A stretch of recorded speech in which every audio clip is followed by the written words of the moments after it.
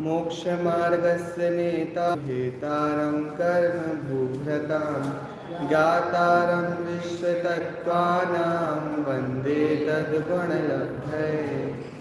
ग्रंथादि नियम सार उसको मंगलाचरण जन वीरम अनंत वर्णं सहावम बोक्षामीयं सारं केवली सुध केवली मणिलम हे पाणिपात्री वीर जन जग को बताया आपने जग जाल में अब तक फंसाया पुण्य एवं पाप में पुण्य एवं पाप से है मार्ग मग सुख शांति का धर्म का है मरम विस्फोट आत्म क्रांति का।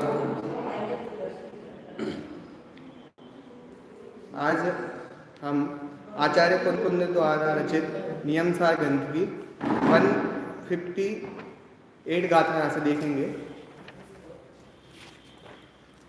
जिसमें आचार्य कुंद देव वाद विवाद करने को मना कर रहे हैं कि हमें वाद विवाद नहीं करना है। 156 पेज नंबर 312। हाँ,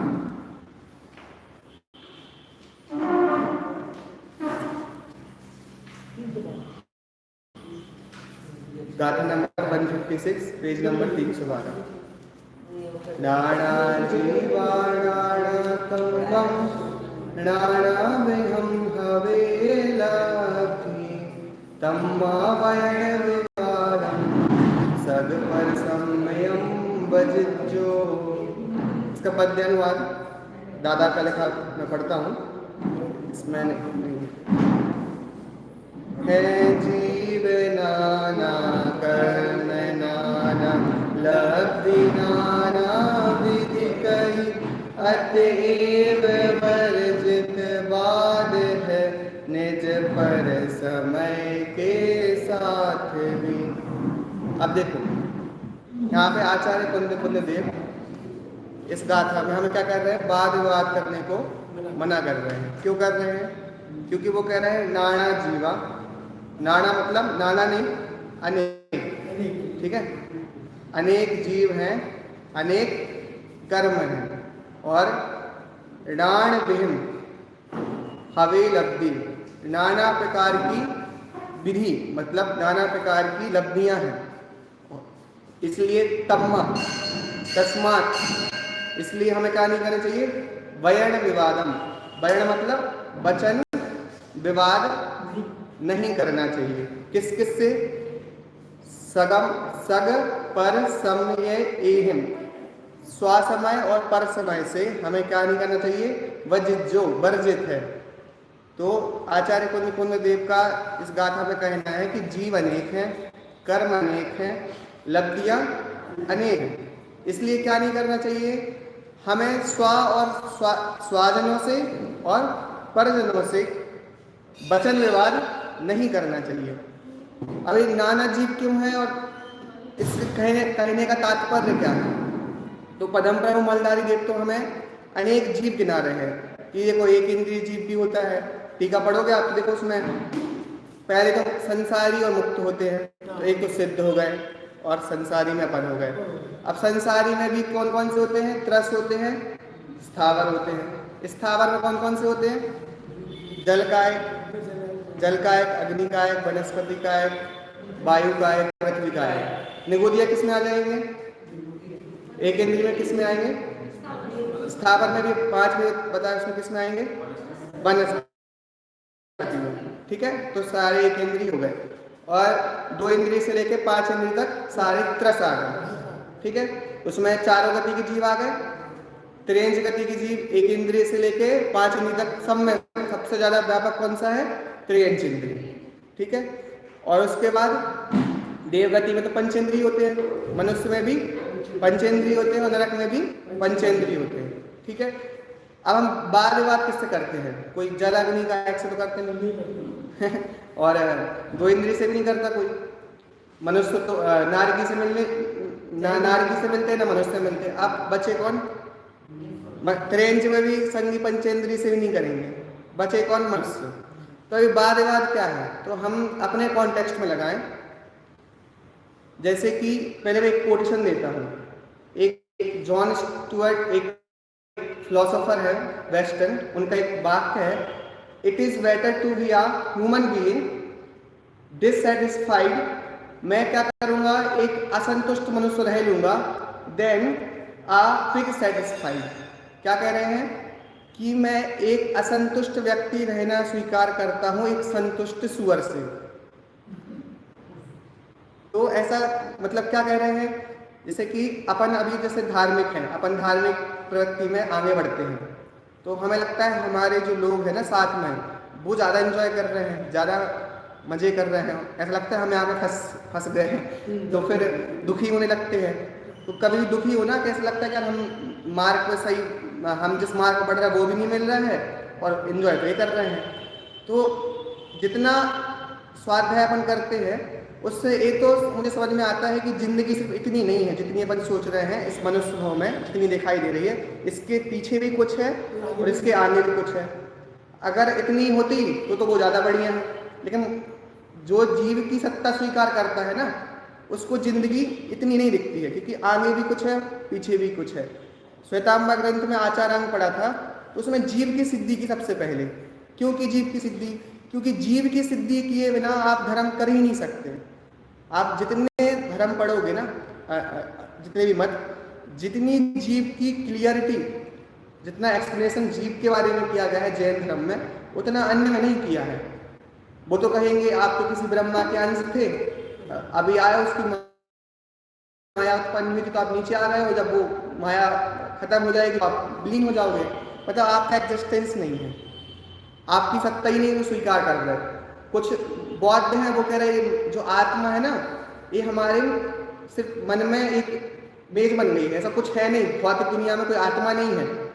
मतलब मुझे लगा कि आत्मा नहीं है तो फिर प्रयास क्यों हो रहा है, ये सब चीज़ है, जब मैं रहूंगा ही नहीं, ये सब अविद्या है, वो बोलते हैं हमारे मन का भ्रम है। तो मुझे लगा मार्ग आप कोई भी धर्म का पढ़ लो, 90% तो सब जो अध्यात्म है ना, पर ये सबसे अलग होना है, अपने में जाना है, ये तो सब कह देंगे, है ना। आप जितना ही पढ़ो, चाहे हिंदू पढ़ लो, बौद्ध पढ़ लो, या हम क्रिश्चियन पढ़ लो, इतना 90% सब टच कर लेते हैं अध्यात्म को, कि हमें किसी से उलझना नहीं है, हमें अपने में जाना है। ये क्रोध मान माया लोग बुरे होते हैं, और ये नाम भी सेम टू सेम मिल जाएंगे। लेकिन अब जैन धर्म में ऐसा क्या है स्पेशल? तो जीव की सत्ता सबसे पहले स्वीकार करना चाहिए। क्यों? जीव है, इस सत्ता से ही तो ये भी तो जीव है। हम अपने को जीव स्वीकार कर रहे हैं और इनको जीव नहीं स्वीकार कर रहे, तो हमने जीव की सत्ता नहीं मानी। क्यों नहीं मानी? इसलिए मतलब उसमें तो पहले अहिंसा पे जोर दिया कि हम जीव की सत्ता स्वीकार करने से सब कुछ शुरू हो। और फिर कर्म, इसमें जो बात है ना, नाना जीवा नाना कर्म। अब कर्म क्या है? तो देखो, जब भी कर्म की बात करेंगे ना, कर्म एक बहुत बढ़िया हेतु है जीव की सिद्धि के लिए और भगवान की सिद्धि के लिए। देखो, भगवान तुम्हें दिखते नहीं है। अब क्या है, अपन सिर्फ चर्चा कर रहे हैं और अपन को कुछ नहीं पता कि अब कोई चीज आत्मा होती है कि भगवान होते हैं कि नहीं होते हैं। तो आत्ममीमांसा में सर्वज्ञ की सिद्धि कैसे करते हैं? सर्वज्ञ है, कौन सा हेतु देते हैं? पढ़िए आपने आत्ममीमांसा। आत्ममीमांसा में भगवान की परीक्षा की है आचार्य समंत भट्ट ने। वो क्या कहते हैं कि सब अपने आप को आप्त मान के बैठे हैं कि हम आप्त हैं, हम धर्म को कहने वाले हैं। तो अन्य में और आप, हम कैसे माने आप ही भगवान हो, आप ही सर्वज्ञ हो? क्योंकि हर तीसरा आदमी अपने आप को सर्वज्ञ करने के लिए, भगवान बनने के लिए रेडी बैठा है, तो हम कैसे माने? तो सबसे पहले उन्होंने कहा कि आपके वचन क्या है? युक्ति अविरोध है, इनमें परस्पर विरोध नहीं आता है। आप अन्य जगह पढ़ोगे तो हर व्यक्ति एक खंडन उसका शिष्य कर देता है। तो यहाँ पे लेकिन सर्वज्ञ परंपरा में एक परंपरा चलती है कि हम जो भी बात कहेंगे वो आचार्य परंपरा से ही कहेंगे। पर सर्वज्ञ कोई है, एक ऐसे सिद्ध किया, तो उसमें एक हेतु है, अतिसायनाथ। क्या बोलिए, क्या हेतु है? अतिसायनाथ। मतलब क्या होता है अतिशायनात का? कि देखो, जो चीज़ घटती और बढ़ती है उसको कहते हैं अतिशायनात। कोई चीज़ एकदम घटना और बढ़ना, तो उसमें क्या हेतु दिया? ज्ञान का बढ़ना और घटना। हम प्रत्यक्ष में देखते हैं कि सबकी बुद्धि एक जैसी नहीं है, सबको अलग अलग समझ में आता है ना? और कोई व्यक्ति आइंस्टीन ऐसा हो जाता है, इतना दिमाग चलता है जिसका, और एक बिल्कुल है जो अपने काम भी नहीं कर पाता है। फिर अपन आगम से पढ़ते हैं कि त्रियंच में भी जीव है, उसमें तो और बुद्धि की कमी है, ज्ञान की हीनता है। तो जो चीज़ घटती बढ़ती है तो वो चीज़ एक समय बहुत कम भी हो सकती है और एक समय पूरी बढ़ भी सकती है। तो इस हेतु में पूरा खत्म हो जाता है ऐसा नहीं है, लेकिन निवोदिया में खत्म जैसे ही हो जाता है, क्योंकि ज्ञान का जो भाग है ना, ज्ञान की जो पर्याय अक्षर के अनंत विभाग जानने की, उसमें समझो नाम मात्र है, बस वो है, लेकिन उसका कोई वर्किंग प्रोसेस वहाँ पे नहीं है। तो इससे कर्म की सिद्धि होती है। कर्म सिद्ध हुआ और जीव सिद्ध हुआ, तभी हम धर्म की बात कर सकते हैं। क्यों? हम संसारी क्यों हैं? क्योंकि कर्म से युक्त है। कठिन तो नहीं हो रहा किसी को? समझ में आ रहा है सबको? आप पूछ लेना जहाँ आपको दिक्कत आ रही है, ठीक है, या फास्ट हो रहा है। तो कर्म जो है, कर्म की सत्ता स्वीकार करेंगे और जीव की सत्ता स्वीकार करेंगे, तब अपन धर्म स्टार्ट कर पाएंगे। क्यों? क्योंकि जीव की सत्ता ना, ऐसा नहीं मैंने अपने आप को जीव मान, जब जीव द्रव्य की बात कर रहे हैं तो सारे जीव हैं, और इन सबको जीव मानोगे तो उनके प्रति करुणा आएगी, आप अनुव्रत महाव्रत लेने के भाव आएंगे। क्यों? क्योंकि मैं जीव हूँ, जैसे मैं दुखी हो रहा हूँ ऐसे तो ये भी हो रहे हैं, तो क्या इनको मैं दुखी कर सकता हूँ? लेकिन मुझे ऐसा लगता है अपन से ग्रंथों में पढ़ते ही एक इंद्रिय जीव है, हमें कब भी विचार नहीं आता कि ये पंखे में जो हवा निकल रही क्या जीव है क्या? ये पेड़ जो दिख रहा है, कभी सोचना इसकी एज कितनी है, कब से खड़ा है? ये तो साइंस कह रही है जीव है, ये तो जैन धर्म ने तो पहले कह दिया, लेकिन साइंस प्रूव कर रही है। अग्नि को, पानी को प्रूव नहीं कर पा रहे, पर पेड़ को तो कर दिया, पेड़ तो जीव दिखाई दे रहा है। सोचो कब से खड़ा है, मतलब ऐसा क्या किया होगा जो पेड़ बना हुआ है, और इसको कुछ होता होगा फीलिंग, कुछ सुख दुख की फीलिंग। तो ऐसा कब मैं भी बन जाऊंगा एक दिन क्या? मतलब सोचना कभी ऐसा, क्योंकि ये 60-70 साल तो है ही, उसके बाद मेरा क्या होगा? भावुकता में मत सोचना, जितना अपन विचारों से परिपक्व होंगे उतनी धर्म में दृढ़ता आएगी। तो मैं क्यों कह रहा हूँ कर्म क्यों स्वीकार करने हैं? क्योंकि कर्म से ही पहले हम आपको कर्म से युक्त मानेंगे और कर्म से भिन्न भी देखना है, दोनों चीज़ें, लेकिन पहले अपने को जीव देखो। अब मैंने एक दिन सोचा कि अपन ये बातें करते आत्मा शुद्ध है, त्रिकाली है, ध्रुव है, ऐसे जानने से सम्यक दर्शन मोक्ष हो जाएगा? सोचने से, मतलब मैं सोचता हूँ सोचने से कैसे हो सकता है? कोई चीज़ करना पड़ेगा ना, कुछ सोचना पड़ेगा। फिर मैंने सोचा कि कर्म का बंधन कैसे होता है। अपन ऐसा कहते क्रिया का फल नहीं है, किसका फल है? अभिप्राय का। तो मैंने सोचा जब कर्म अभिप्राय से बन रहे हैं, मेरे अंदर जैसे मैं क्रिया करता हूँ तो उससे कर्म बनते हैं, लेकिन उसमें योगदान किसका होता है? अंदर में पड़े हुए अभिप्राय का। मतलब मेरे अंदर जो परिणाम है, विचार हैं, उससे ही तो कर्म बन रहे हैं। अगर वो परिणाम सही हो जाएंगे तो कर्म का बनना रुक जाएगा। तो मैंने हाँ सोचा कि हाँ, इसको त्रिकाली ध्रुव को जानने से कर्म तो रुकने चाहिए, क्योंकि जब मैं कुछ इसके बाहर सोचता हूँ तो कर्म तो बन रहे हैं, और कर्म की भी दिखाई दे रही सब जगह कि सबकी बॉडी, सबकी सूरत एक जैसी नहीं है, सब कुछ भिन्न भिन्न है एकदम। तो फिर कर्म की सिद्धि तो मुझे दिखाई दे रही है, और कर्म बंद कैसे रहा है? परिणाम से ही बंद है, परिणाम से ही मुक्ति है। तो सोचने ऐसा लगता है कि अपन ने सोच लिया तो होगा क्या करने का काम? सोचने अकेले से, हाँ सोचने अकेले से होगा, लेकिन उसमें बिलीवनेस आनी चाहिए, तो श्रद्धा कहते हैं कि जानना और उसको मानना। जानना तो अपन ग्रंथों से जान लेंगे और समझा भी देंगे और तर्क की युक्ति से सिद्ध भी कर देंगे, पर बात है मानने की। तो मानना, मैंने सोचा मानना क्यों नहीं हो पा रहा है? क्योंकि हमें इसकी महिमा नहीं आती। क्यों नहीं आती? जैसे मान लो मैं जीव हूँ और मुझे भगवान आत्मा कह रहे हैं, सुन लेता हूँ, पर मुझे हर्षोल्लास कैसा, जैसा लौकिक में आता है ना, कोई आपका बेटा इंजीनियर हो जाए, डॉक्टर बन जाए, तो हमें कितना आनंद आता है, या आपकी लौकिक उपलब्धि में जितनी आनंद आता है उतनी महिमा, ये मैं जीव हूँ, इसको सुनने में ऐसा लगता है कि मैं जीव हूँ और मैंने इतनी बड़ी पंचेंद्रीय पर्याय दुर्लभता से पाली है, तो ये तो लगता है ठीक है, आगे बोलो क्या है मतलब इसमें तो मैंने सोचा कि पहले हमें व्यवहार में सम्यक दर्शन तो आत्मा की श्रद्धा का नाम है, पर उसके लिए व्यवहार में इतनी भूमिका होनी चाहिए कैसी, हमें इस ग्रंथ की, इस पढ़ाई की, इस स्वाध्याय की महिमा लौकिक चीजों से ज्यादा आनी चाहिए। क्यों आनी चाहिए? क्योंकि हम इसको जब वैल्यू देंगे तभी तो हमारे विचारों में उसकी उत्कृष्टता आएगी, इसकी बातों को श्रद्धा आएगी। हम कहते यहाँ पे ये बढ़िया है पर मानते लौकिक में अच्छा है। आप कितनी चाहे कितने शास्त्रीय विद्वान हो, मैं अपने उदाहरण दे दूं, एक मेरा दोस्त है या मैं हूं, वो बहुत अच्छा अध्ययन कर रहा है शास्त्री में और बहुत अच्छे ग्रंथों का अध्ययन कर रहा है, उसको नो वैल्यू, कोई वैल्यू नहीं कर रहा, लेकिन उसका कोई JRF निकल जाए, उसका कोई नेट एग्जाम निकल जाए तो दुनिया पूछती है। मतलब अगर मैं एग्जाम नहीं दूं, मेरे पास वो ज्ञान है, वो ज्ञान तो मेरे पास अभी भी था, तो आपने मेरी वैल्यू किससे की? आपने मेरी वैल्यू स्वाध्याय से की कि मैं बड़ा पंडित हूं, मैं बड़ा लेक्चरर हूं, कि मैंने कोई एग्जाम पास कर लिया तब उसकी महिमा आती है। ज्ञान तो मेरे पास पहले भी था, बस वो आपको कोई डिग्री के माध्यम से व्यक्त हो गया तो महिमा मुझे उस व्यक्ति की आती है, उसकी जो लौकिक में उपलब्धियां हुई है उसकी आती है। तो मैंने सोचा कि देखो दुनिया तो ऐसे ही चल रही है कि दादा को महामहोपाध्याय की उपाधि दी गई, तो दादा बोले तुमने बनाया कि मैं था? एक समय पहले जब मुझे वो डिग्री नहीं दी गई थी तब भी मैं महामहोपाध्याय था और उसके बाद भी हूँ, लेकिन हमें मजा कब आता जब मुझे दूसरा कोई सर्टिफाई करता है और लौकिक चीजों की महिमा मुझे ज्यादा आती है।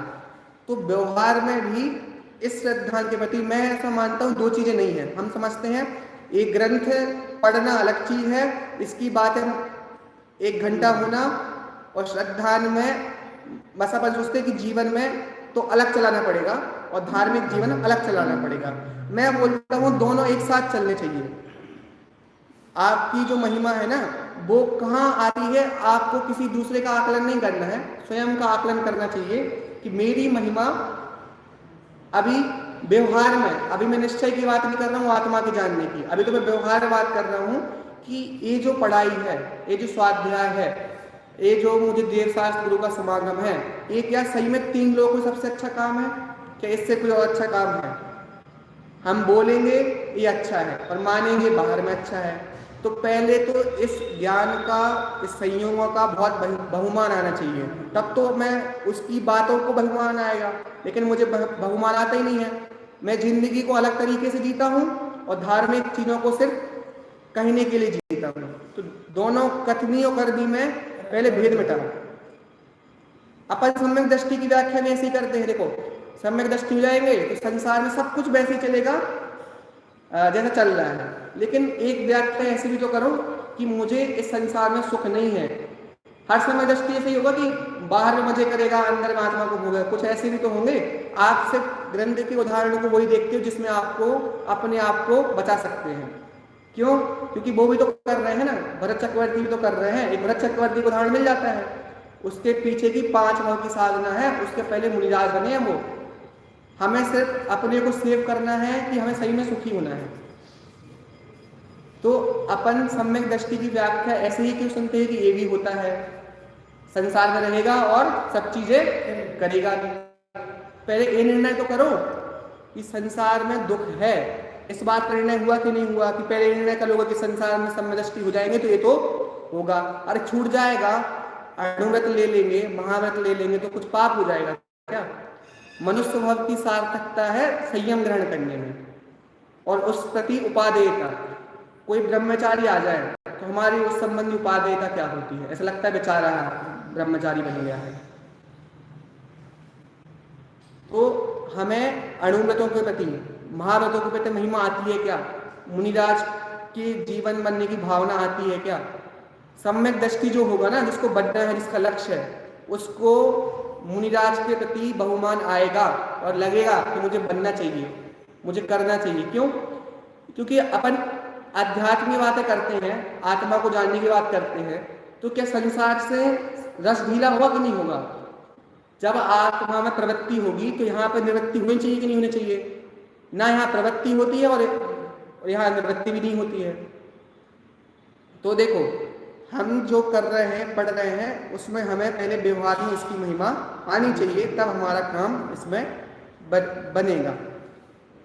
सब साइड इसमें एग्री कर रहे हैं कि नहीं कर रहे हैं कि हमें जो पढ़ रहे हैं, मैं शास्त्री हूं तो 3 लोक की सबसे उत्कृष्ट ज्ञान, उत्कृष्ट जिनागम मुझे पढ़ने का सौभाग्य मिला है। इससे दुनिया का और कोई सौभाग्य नहीं है। अब आप लाख चीजें लाओ और चेक करना मेरा मन किस प्रति ललचा रहा है। तो लोभ लालच वाला अलग चीज है, पर बुद्धि में उपादेयता किसकी है? बुद्धि में उपादेयता कोई संयमी जीव की है। गुणी में राग हो चाहिए ना, अपन के प्रेम भाव हो सब जीवों में, तो गुणियों में राग होना चाहिए। तो गुणियों में होता है क्या? हमें तो कोई व्यक्ति कहते हैं सम्यक दृष्टि, तो तुरंत उसको मिथ्या दृष्टि टैग देना चाहते हैं। हम पे बर्दाश्त नहीं होता कि कोई सम्यक दृष्टि हो जाएगा, है ना। कोई व्यक्ति कह दे ना मैं सम्यक दृष्टि हूँ, तो उन्हें लगता है कैसे हो सकता है, ऐसा करता है, ऐसा खाता है, ऐसा पीता है।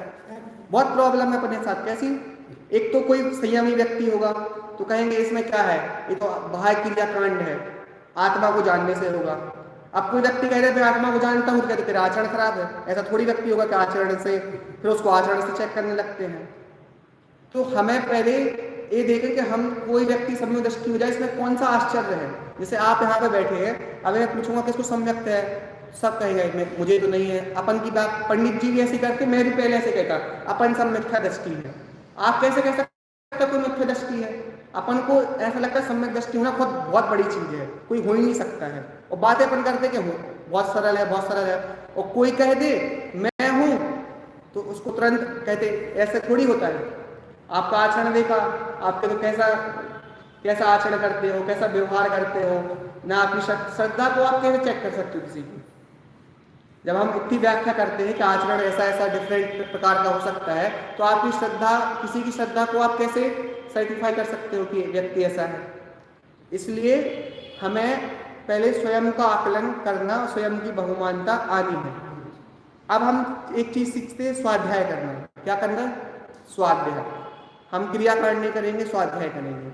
अब बताइए, स्वाध्याय साधन है कि साध्य है? स्वाध्याय क्या है? साधन है कि साध्य है? साध्य है, साधन है। स्वाध्याय साधन है, पर हम उसको साध्य बनाकर बैठे हैं। हमारी मेंटिटी ऐसा होता है ना, एक साइकोलॉजी है। हम जहाँ पे पैदा हुए ना, तो वहाँ पे बचपन से सिखा दिया जाता है स्वाध्याय ही परम तप है और स्वाध्याय ही करना चाहिए। मैं मानता हूँ इस मनुष्य में स्वाध्याय के बिना सम्यक्ति की प्राप्ति नहीं हो सकती, मतलब खुद की बुद्धि इसमें लगाने से। लेकिन हम साधन को ही साध्य समझ बैठते हैं, है ना। हम साधन को ही हम समझते स्वाध्याय हो गया, तुम्हारा काम पूरा हो गया, हम पूरे हो गए। तो मैंने कहा था it is better to be a human being dissatisfied than a pig satisfied. क्या है? वो सुअर निष्ठा में संतुष्ट हो गया, अपने आप को अच्छा मान रहा है, उसको तो ऐसा लगता है जब सब कुछ मिल गया है और मैं इस निष्ठा में, उसको आनंद आ रहा है सुअर को। तो ऐसे क्या हम तो कहीं सेटिस्फाई नहीं हो गए कोई चीज में। हमें जो चीज प्राप्त करनी थी अगर वो नहीं मिल रही है तो किसी चीज में संतुष्ट मत हो। आपको तो पता है मुझे अभी ज्ञान निधि नहीं मिली है, तो हम अपने आप को स्वाध्याय करके क्या मानते हैं? सेटिस्फाई मानते हैं। अब ये मत सोचना पंडित जी तो स्वाध्याय करने की प्रेरणा तो नहीं खत्म, अपन स्वाध्याय कर रहे हैं और स्वाध्याय करने वाले बैठे हैं। तो जब तक मुझे क्या नहीं मिल रहा है, जब तक ज्ञान निधि नहीं मिल रही है, तब तक मुझे मतलब संतुष्ट नहीं होना है किसी चीज में। क्यों मना कर रहा हूं संतुष्ट होने के लिए? अगर आप संतुष्ट किसी चीज में हो गए तो फिर आप अपने लक्ष्य को भूल जाओगे, आप लक्ष्य की प्राप्ति नहीं कर पाओगे। जब तक लक्ष्य की प्राप्ति नहीं हो रही है तब तक प्रयत्न चलना चाहिए। और प्रयत्न कब चलेगा? जब तक आप अनसेटिस्फाइड रहोगे। क्यों रहेगा? मतलब ऐसा नहीं कि दुखी हो जाओ, घबराने लगो, मतलब किसी चीज में संतुष्ट मत हो जाओ। कोई व्यक्ति पूजा में हो जाता है, हम स्वाध्याय में संतुष्ट हो गए। ये तो भूल ही गए कि ये तो साधक था, साध कुछ और है। और हमें सुनना अच्छा लगता है, हमें धर्म करना, दूसरों के द्वारा तारीफ करने में अच्छा लगता है, हमें सुनना अच्छा लगता है क्या, कोई मेरी तारीफ करे कि कितना अच्छा जीवन है इनका, कितना अच्छा स्वाध्याय है इनका। अरे मैं खुद के लिए कर रहा हूँ, अगर पूरी दुनिया तारीफ ना भी करे तो क्या मैं ये कार बंद कर दूंगा, लेकिन हमें सुनने में अच्छा लगता है। अगर किसी 2 लोगों ने तारीफ नहीं की कि कितना अच्छा जीवन है, कितना अच्छा स्वाध्याय है, तो हमें मज़ा नहीं आता। मज़ा तो इस बात का नहीं कि मैं पढ़ रहा हूँ और वो चीज़ समझ रहा हूँ, लेकिन मज़ा मुझे आता है दूसरों की तारीफ से, दूसरों के प्रशंसा से। और दूसरे निंदा भी कर दे तो क्या फर्क पड़ता है। अच्छा जैसे स्वाध्याय करते हैं, उनका जीवन देखो, मुझे पता है मेरा जीवन कैसा है और मैं क्या कर रहा हूँ, कुछ गलती होगी सुधार कर लूंगा, लेकिन मुझे दूसरे से सर्टिफिकेट चाहिए क्यों है धर्म के नाम पर। हमें केवल अच्छा लगता है कि 4 लोग हमारी तारीफ करेंगे तब मुझे मजा आएगा, और हम अपना बताते भी हैं हमने इतना स्वाध्याय कर लिया। मैं क्यों बोल रहा हूँ स्वाध्याय, स्वाध्याय तो श्रेष्ठ काम ही है, लेकिन उसको साध्य नहीं मानना है। जैसे पूजा करना एक साधन है, वैसे ही स्वाध्याय भी एक साधन है। ये ज़्यादा करीब है लेकिन मंजिल नहीं है। इसलिए मैंने कहा कि अपन को इसको साध्य मान लोगे तो असली साध्य तक पहुंच नहीं पाएंगे। ठीक है, इसलिए आप क्या कह रहे हैं कि नाना जीव है और नाना कर्म है, तो विवाद नहीं करना है। अब क्या होता है, मैं पढ़ लेता हूँ तो मुझे समझाने का बहुत जल्दी भाव आने लगता है ना, कि मैं जो पढ़ा हूँ वो सबको समझ में आ जाए। पहले अपन को प्रयास करना चाहिए कि कच्ची नहर बने, तो पहले खुद सूखें फिर बहेगा, लेकिन हम पहले बहाना चाहते हैं। पक्की नहर क्या करेगी, बहा देगी तो सूखी रह जाएगी। ऐसे ही हमें कुछ समझ में आया है तो पहले उसको समझने का प्रयास करें। हमें क्या होता है, हम समझते नहीं और समझाने का प्रयास करने लगते हैं, जैसे हम हो गए क्यों, समझने जल्दी पड़ती है कि समझा दे लोगों को, तो क्या होता है कि हमारी कोई बात नहीं सुनता तो हम दुखी हो जाते हैं। आप पहले समझ लो ना कि नाना प्रकार के जीव हैं, सबकी मेंटिटी अलग है।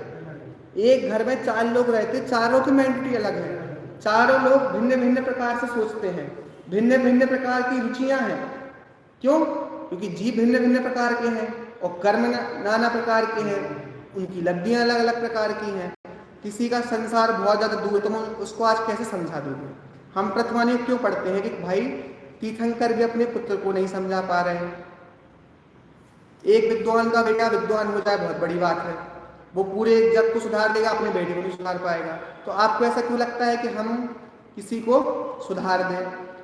ठीक है, अच्छी भावना है, अपन को विकल्प आ रहा है तो विकल्प की पूर्ति कर लो। मैंने पढ़ा है, मैंने समझ भी लिया है, समझाने का भाव आ रहा है, इसमें कोई गुनाह नहीं है। ठीक है, मैं समझने और समझाने का मना नहीं कर रहा हूँ, लेकिन मैंने समझाया और आप नहीं समझे तो बताइए अब मुझे दुखी होना है क्या। लेकिन हमें लगता है कि हमारी बात समझाने, और आपको ऐसा पता होता है कि कोई को समझाने से कोई समझ नहीं सकता तो आप दुखी नहीं होते, लेकिन आपको समझाने का राग बहुत है। इस संबंधी राग को समझो कि मैं किसी को समझा सकता हूँ क्या, कि उसकी उपादानगत योग्यता है, तो आप दुखी हो गए क्या। अब ज़्यादा लोग सुनने आए चाहे कम लोग सुनने आए, उससे फर्क होगा क्या। तो आपको व्यवहार में भी इस संबंधी बहुत उपादेयता होनी चाहिए। आत्मा को तो जानना ही है, लेकिन इन सब व्यवहारिक चीज़ों को समझना चाहिए कि अब हम घर में कोई धार्मिक, जैसे कल दादा का प्रवचन हुआ था स्मारक में, वो वीडियो रिकॉर्डेड वाला, उसमें वो कह रहे थे हम सोचते तो क्या है, अच्छा काम करना है ना, अच्छा काम करेंगे सबको अच्छा लगेगा, मंदिर आएंगे, स्वाध्याय करेंगे, पूजन करेंगे, आए तो अच्छी भावना से थे, पुण्य की भावना से, शुभ परिणामों से, लेकिन हम संकलेश करने लगते हैं शुभ परिणामों में। अधिक मंदिर में क्या है, लाइट नहीं जल्दी है, लोग कैसे हैं दर्शन, आजकल युवा पीढ़ी आती नहीं है, पूरा काम मुझे ही करना पड़ता है। हम आए थे शुभ परिणाम से और कर लेते हैं संकलेश। मैं प्रवचन में आया, श्रोता आ ही नहीं रहे हैं, तो तुम्हें तो स्वाध्याय करने का विकल्प था तो पूरा कर लो, जिसको समझ में आना हो तो आएगा। तुम्हें पूजा करने का भाव तो तुमने कर ली, और तुम्हें विकल्प भी आ रहा है कि हम युवा पीढ़ी को जोड़ लें तो कह दो। लेकिन संकलेशित क्यों होते कि ऐसा करते हैं, ये ऐसा करते हैं, ना तो शुभ परिणाम हुआ, उल्टा संकलेश हो गया। होना तो क्या चाहिए, सुख के साथ विशुद्धि बढ़नी चाहिए। क्या बढ़नी चाहिए, विशुद्धि कि शुभ परिणाम आया हूँ, मैंने पूजन पढ़ी है, आए तो शुभ परिणाम के उससे थे, पर मैंने तत्व की बात समझी और मुझे रुच गई और मुझे अपने स्वरूप के प्रति आने का मौका मिल रहा है, तो शुभ से विशुद्धि बढ़नी चाहिए, साथ साथ बढ़ता संकलेश है। तो हमें कार्य को अच्छा करना है पर संकलेशित नहीं होना है। आप सबको एक सीखना चाहिए कि हम सभी को हम अच्छा कार्य करेंगे पर संकलेश नहीं करेंगे। क्यों नहीं करेंगे? क्योंकि हमारा प्रयोजन तो है क्या? शुभ परिणाम करना प्रयोजन नहीं है, हमारा तो शुद्ध का है। तो शुभ के साथ विशुद्धि की मैत्री होनी चाहिए। विशुद्धि मतलब क्या? अपने स्वरूप को जानने के प्रति इच्छा, उसके प्रति तत्परता, ये सब चीजें अपन के साथ होगी तो अपन को क्या आएगा? आनंद आएगा और आप दुखी नहीं होंगे। तो मोक्ष मार्ग सुखमय है, मोक्ष सुखमय है तो मार्ग भी सुखमय होगा।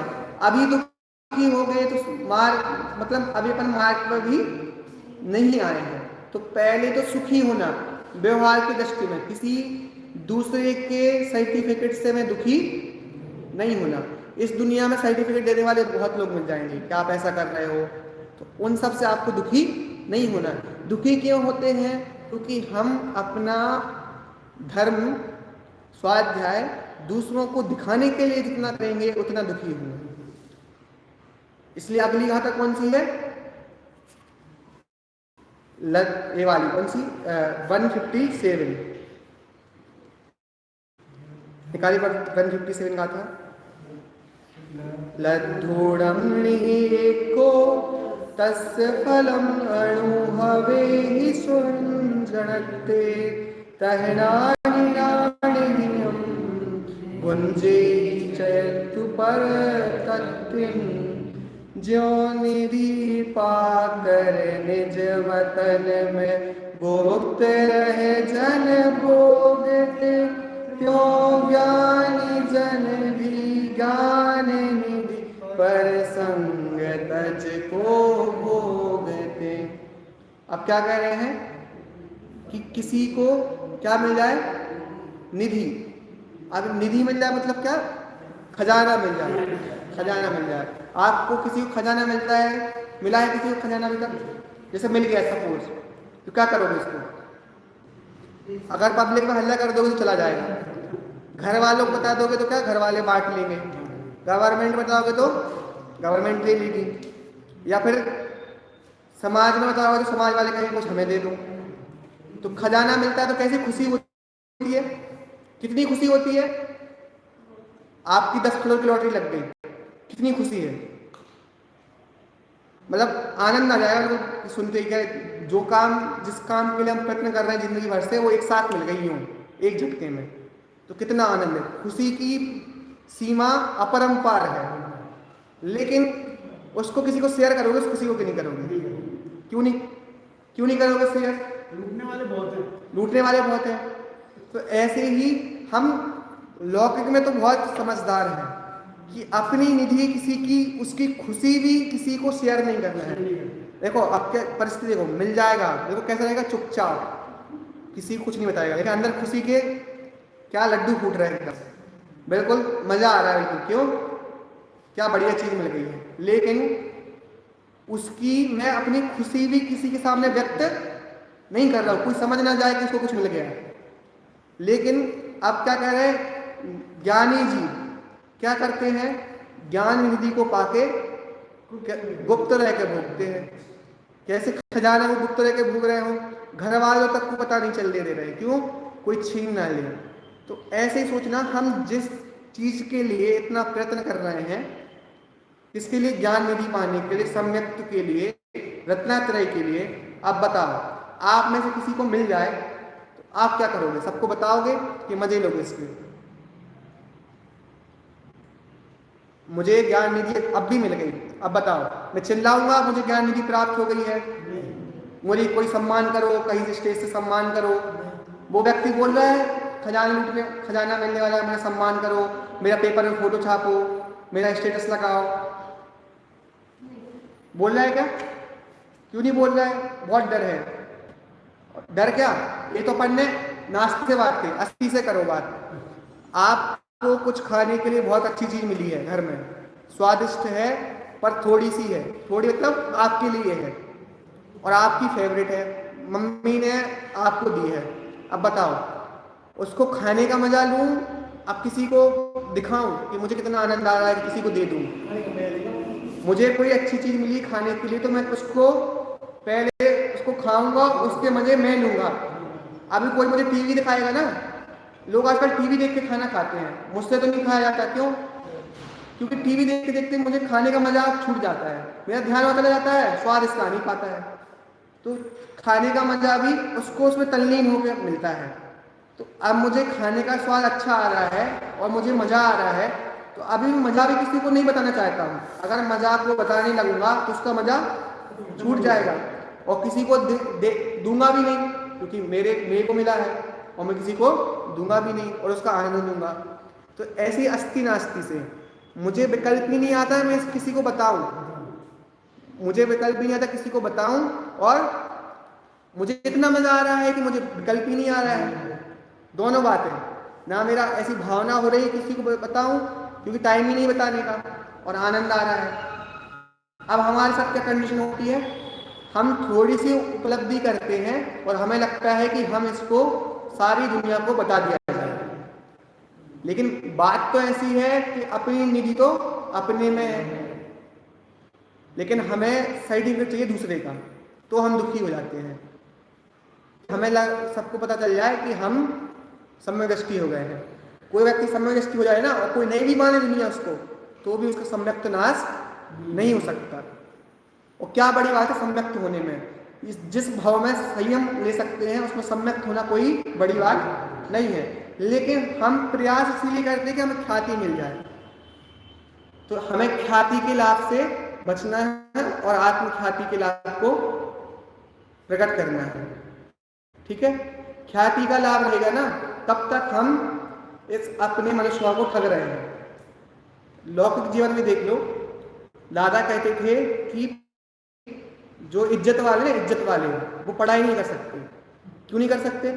उनको इज्जत की बहुत चिंता होती है। जैसे अपन यहाँ पे बैठे ना, भी मुझ पर कोई प्रश्न ना बने, मैं स्मारक का कर लेता हूँ, स्मारक को उठाड़ लेता हूँ। ठीक है, मैं बैठा हूँ और प्रवचन सुन रहा हूँ, पंडित जी ने कुछ पूछ लिया मुझसे। अब मुझे लगेगा मुझे आता तो नहीं है, पंडित जी बोलते हैं गौतम को तो आता है, तो अब मुझे नहीं आता है, लेकिन मैं बोल दूंगा क्या मुझे नहीं आता है, तो लोग क्या सोचेंगे, भैया को तो आता ही नहीं है, इतना पढ़ते रहते हैं। तो अब मुझे किसकी चिंता हो रही है यहाँ पे? अपनी इज्जत की, मेरी इमेज की। लोग क्या कहेंगे, इनको इतना भी नहीं आता है। अगर मैं इज्जत की परवाह करके साइड रखता और पूछ लेता पंडित जी मुझे नहीं आता है, तो मैं सीख जाता और ज्ञान प्राप्त हो जाता। लेकिन मुझे किसकी चिंता थी? अपनी इज्जत की चिंता थी। और कहते हैं ज्ञान सम्मान ना आनंद रखने सुख को कारण, तो ज्ञान की अवहेलना कर रहा है, इज्जत को पहले रख रहा है। तो इज्जत वाला व्यक्ति कभी ज्ञान प्राप्त नहीं कर सकता। वो बोलने से डरेगा कि क्यों कोई कुछ सुनने ले। बताओ, लौकिक जीवन में भी ज्ञान प्राप्त करना है तो इस इमेज को साइड रख के बैठना पड़ेगा, बिल्कुल डाउन टू अर्थ होके। क्यों? क्योंकि आप कुछ ना कुछ लेके बैठोगे मन में, तो समझ में कैसे आएगा। तो लौकिक में भी ज्ञान प्राप्त करना है, स्वाध्याय में मन लगाना है, तो इज्जत की परवाह छोड़नी पड़ेगी। जो है सामने है, नहीं आता तो नहीं आता। पर हम समझते हैं पंडितों में तो और जो चीज़ नहीं आती उसका उत्तर दे देगा। क्यों दे देगा? पूरे पंडित जी को इतना भी नहीं आता है, पंडित जी काय को बने थे, तो पंडितों के उत्तर तो और नहीं आएगा तो भी बोल देगा। इसलिए हम सबको प्रयत्न करना चाहिए, अगर मैं नहीं भी बने और नहीं भी समझा पाऊँ, नहीं आता तो नहीं आता। अब मुझसे इंजीनियर का पूछ लो, समय सार में भी अब एक एक गाथा पूछोगे तो नहीं बता पाऊंगा। तो इसमें मुझे क्षोभ नहीं करना है, दुखी नहीं होना है। क्यों? नहीं आता तो नहीं आता, मुझे सीखना है। तो सबसे पहले जो इमेज की चक्कर में अपन जो चीज़ कर रहे हैं, ख्याति के लिए कोई भी कार्य करते हैं तो उसमें दुखी होते हैं। क्यों? ख्याति का नाम ही है प्रशंसा होना। प्रशंसा नहीं होगी तो दुखी होगे। प्रशंसा करना तो आप सब, मैं कर्म से नहीं कहूँगा, क्योंकि मुझे कर्म वाली फिलॉसफी उतनी नहीं जमती है कि मेरे यश कीर्ति को बताया तो लोग तारीफ करेंगे। ये तो आपके राग द्वेष है सबके। क्यों? सब अगर मैं सबके लिए अच्छा लग रहा हूँ, मैं सबके आपके कुटुंब का हूँ, तो आपको अच्छा लग रहा है कि ये बोल रहा है इसलिए अच्छा है। कोई साथी होगा तो द्वेष करेगा, मेरे सामने कैसे बढ़ गया है। तो ये तो सबके राग द्वेष है, अपने अपने किसी जीव को चेक करने के, है ना। अब मुझे ख्याति होगी किस चीज की, किसी भी चीज की ले लो, ख्याति होगी तो मैं दुखी होऊंगा, क्योंकि ख्याति होना तो किसके हाथ में है, आप लोगों के हाथ में है। अगर आप उसको राग करोगे तो ख्याति हो जाएगी, द्वेष करोगे तो ख्याति नहीं होगी। तो ये तो एक समझो सरकमस्टेंस है कि वो वैसे सब अनुकूलताएं मिली और हो गई तो हो गई, नहीं हुई तो नहीं हुई। लेकिन अगर मैं ख्याति के लिए कार्य करूंगा तो 100% दुखी होऊंगा, अपना रिमोट दूसरे के हाथ में दे दिया। इसलिए सम्यक की भूमिका के लिए अपने विषय के प्रति ईमानदारी होनी चाहिए। मैं किसी और के लिए एक कार्य नहीं कर रहा हूँ। जैसे मान लो कि उदाहरण ले लो, मैं खाना खा रहा हूँ, भोजन कर रहा हूँ, कोई व्यक्ति बाजू में बैठ कर कितना अच्छा भोजन करते हो, बिल्कुल व्यवस्थित खाते हो, तो आप बोले रहने दो मत, इस तारीफ को कोई तारीफ कहेगा क्या, मत करो इसमें, तो मैं तो अपने लिए खा रहा हूँ, अपने लिए खा रहा हूँ तो उसकी तारीफ सुनने की आवश्यकता है क्या, नहीं है ना। जो चीज़ अपने लिए करते हैं उसको तारीफ की आवश्यकता नहीं होती है, और जो चीज़ दूसरे के लिए करते हैं उसको तारीफ सुनने की आवश्यकता होती है, और वो अपने हाथ में है नहीं, इसलिए दुखी होते हैं। इसलिए व्यवहार में भी क्या करना है, ख्याति की इच्छा को माइनस करना है, अपने काम के प्रति ईमानदार रहना है कि मुझे अपने लिए करना है। जब तक वो काम मेरा नहीं हो रहा है तब तक किसी भी चीज में मैं सेटिस्फाई नहीं होऊंगा, क्योंकि ये सब साधन है, साध्य तो अपनी उपलब्धि करना है, सुखी होना है। तो ये सब चीजें सुखी कैसे होंगे, तो ये व्यवहार में इसके प्रति बहुत बहुमान आना चाहिए। और मैं बोलूँगा, मैं कह रहा हूँ इसलिए नहीं, आप निर्णय करना कि क्यों लगाना, मैं धर्म करने क्यों आता हूँ, मंदिर क्यों आता हूँ, मुझे क्या मिलता है, और अपना ग्राफ चेक करना। मैं 10 साल से स्वाध्याय सुन रहा हूँ, कोई 20 साल से, कोई 50 साल से, मेरा ग्राफ पहले साल से मेरा ग्राफ कितना बड़ा है, ग्राफ मतलब बढ़ोतरी कितनी हुई है, मेरी बढ़ोतरी मतलब ये बात है तो सबको पता है। आज मुमुक्षु समाज का छोटा बच्चा ही बोलेगा मैं शुद्ध हूँ, त्रिकाली उद्योग हूँ, बोलेगा, पर इस बात को समझने से आपके जीवन में कितनी प्रगति हुई है। मैं बोलूँगा कि ज्ञान निधि जब मिलेगी मिलेगी, पर मेरी बढ़ोतरी दिन प्रतिदिन हो रही है कि घट रही है, या फिर मैं जितनी पहले थी उससे घट गई है, या फिर कांस्टेंट है, या बढ़ रही है।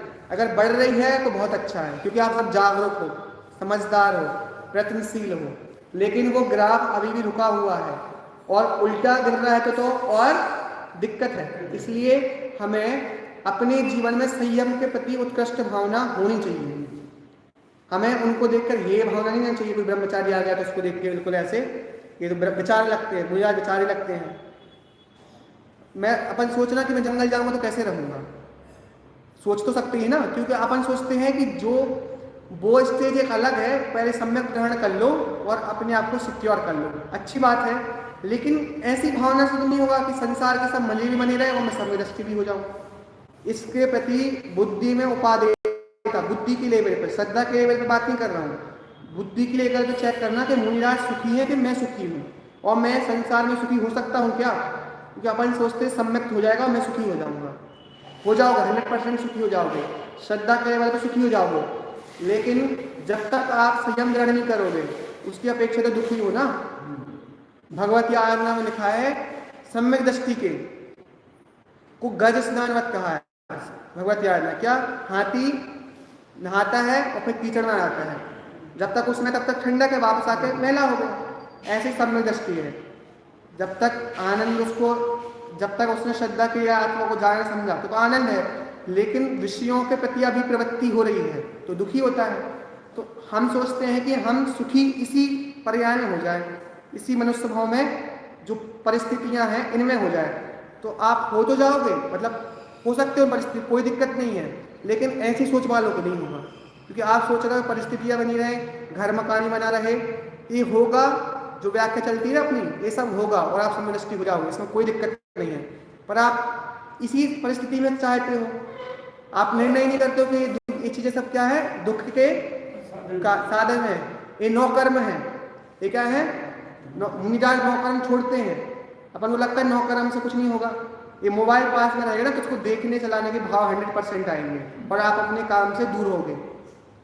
तो 9 कर्म से हमें हटना पड़ेगा बुद्धिपूर्वक। 9 कर्म से मतलब इन सब साधनों से, क्योंकि आपके पास टीवी होगी, रिमोट होगा, मोबाइल होगा, तो आप उसको भोगने के भाव आएंगे और इन सबको चीज़ें अलग करते हैं ना तो इनसे बचते भी हैं। चाहे लौकिक व्यक्ति हो ना, जो व्यक्ति IAS की पढ़ाई करता है ना, तो क्यों अलग रहता है, वो सबके साथ भी रहेगा पर वो अपने कमरे में बैठ के पढ़ता रहता है दिन रात। क्यों? लौकिक जीवन में उपलब्धि चाहिए ना कोई भी, तो उसके लिए संयमित होना पड़ता है, होना पड़ता है कि नहीं होना पड़ता है। जब आप व्यापार भी करते हो तो कैसे सबसे अलग होकर अपने काम पर फोकस करते हो, तो ये काम भी बहुत ज़रूरी है और इम्पोर्टेंट है। पर इसमें तो हम सोचते सारी कंडीशंस हो जाए उसके बाद। तो हम सबको आज के वचन में क्या साल लेके जाना है, अपने कार्य के प्रति बहुमान। इससे अच्छा कोई और कार्य नहीं सोचना। मैं जो पढ़ रहा हूँ, लिख रहा हूँ, सुन रहा हूँ, इससे अच्छा दुनिया में और कोई काम है क्या?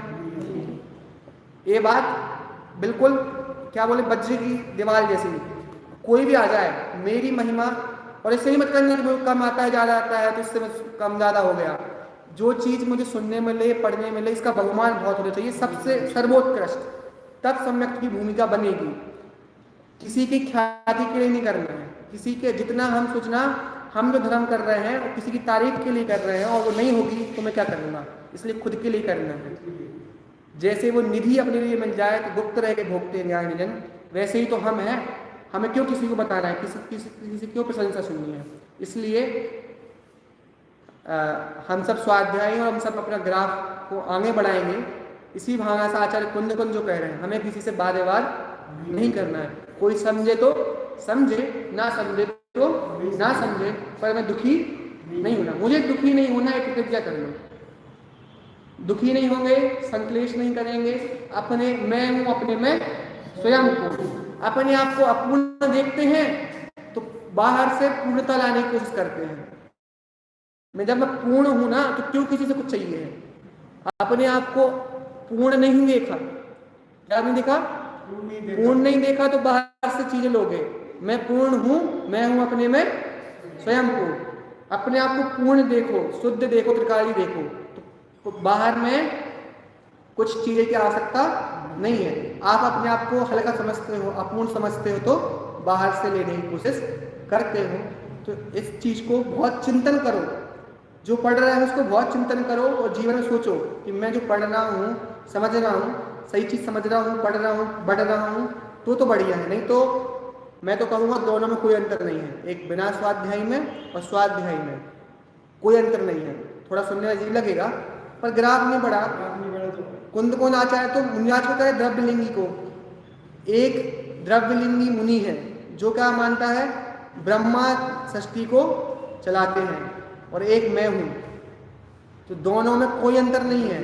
भली वो द्रव्यलिंगी है, जब द्रव्यलिंगी को कह सकते तो अपन तो कौन सी खेत की बूटी है अभी, अपने आप को स्वाध्याय इसलिए कह कोई अंतर नहीं है। तुम स्वर्ग चले जाओगे थोड़ा, मुनिराज चले जाएगा, घूम फिर के सर्कल तो वापस जीरो है, इसलिए दोनों जीरो हो।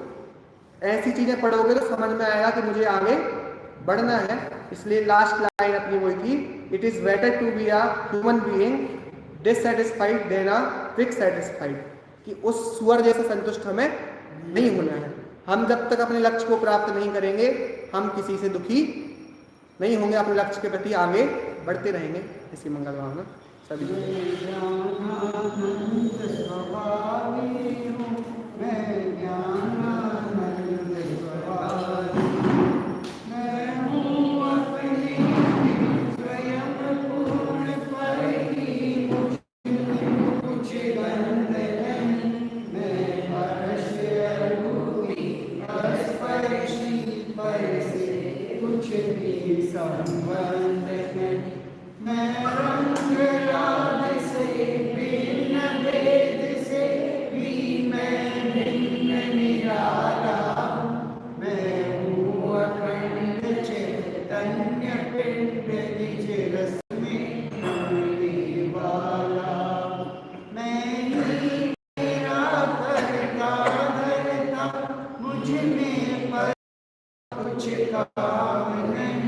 मैं मुझ में रहने वाला पर